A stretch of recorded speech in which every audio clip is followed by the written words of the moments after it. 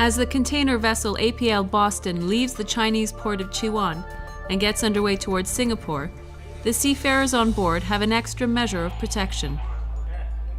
Maritime transport accounts for as much as 80% of world trade. Today, some 1.5 million seafarers work and live on ships worldwide. Life at sea has its risks and hazards.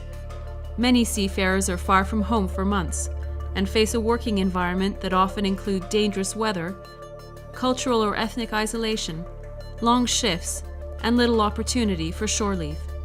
They are also vulnerable to exploitation.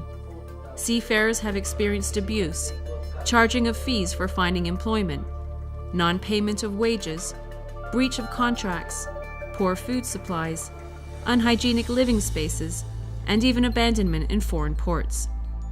The Maritime Labour Convention 2006 aspires to change all this. The MLC 2006 sets out rules and standards for the working and living conditions of seafarers worldwide, while at the same time ensuring a fair business environment for ship owners. It is changing the lives of seafarers like Dinesh, the third officer on the APL Boston.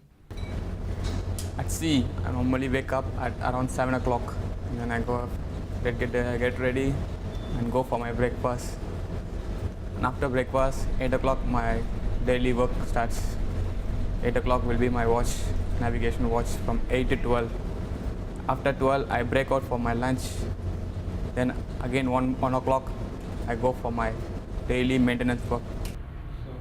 Under the terms of the MLC 2006, standards for Dinesh's wages, annual paid leave, repatriation, medical care, and social security benefits are spelled out in his contract, known as the Seafarers Employment Agreement, or SEA. Ship owners are also required to ensure decent working and living conditions on board, in accordance with the detailed standards of the Convention.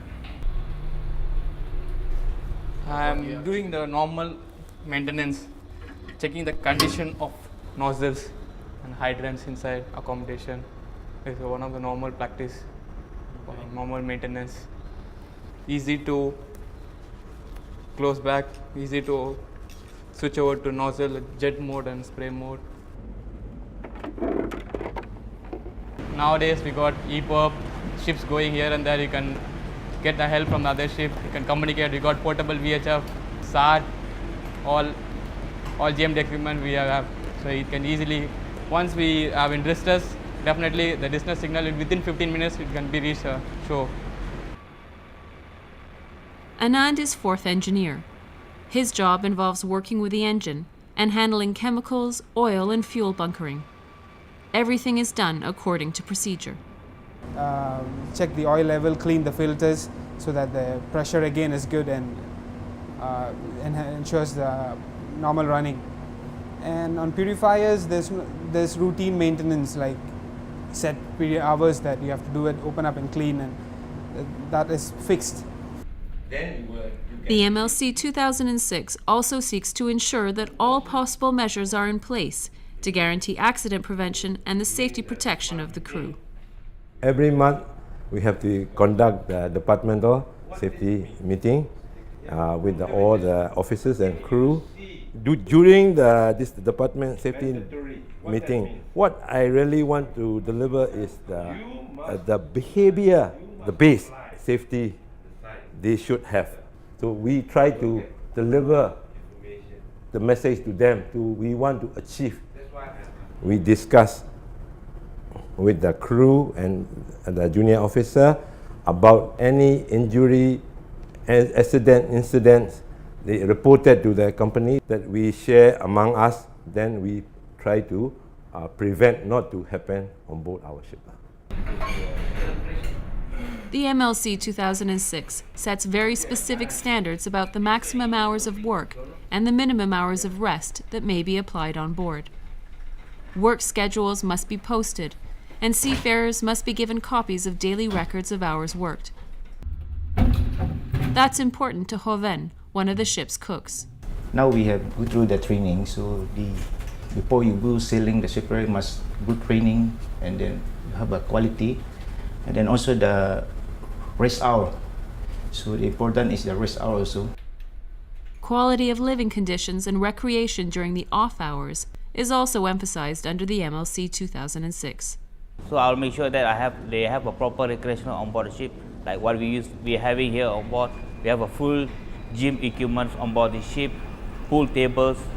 We have a lot of games like bingo, horse racing, and then they're also enjoying all kind of other facilities like accommodations, good quality food. Now MLC enforce so people will get more safer working environment and more rest hour, so that when they are working they are fresh, so they are not fatigued, so that they can perform a much safer job. Besides ensuring modern standards for occupational safety and health, the MLC 2006 also guarantees an effective complaint handling procedure that is open to everyone on board. It's very transparent nowadays for seafarers. Now we have we call things like complaint procedures. If any crew, they come and look for us things, they have their right to complain about anything on board the ship, including their living condition, food, water, wages, anything. They can go and see the head of department. Once they discuss with the head of department, then the head of department will bring the matter to me, then I'll try to solve the matter on board the ship. If I'm unable to solve them, then I'll bring to my company. So that's the one thing good about the MLC. Every commercial vessel of 500 gross tons or more on international voyages now carries a maritime labor certificate, showing compliance with standards set out in the MLC 2006, and a declaration of maritime labor compliance, prescribing concrete measures to implement those standards on a particular ship. They both relate to every aspect of work and living conditions on board. Certification of labor conditions on board ships, properly enforced through port state control measures, promise to change the culture of seafaring. For me, I started off with old ships, and now, this transition has really been comforting. So I feel this is the best that I can be with.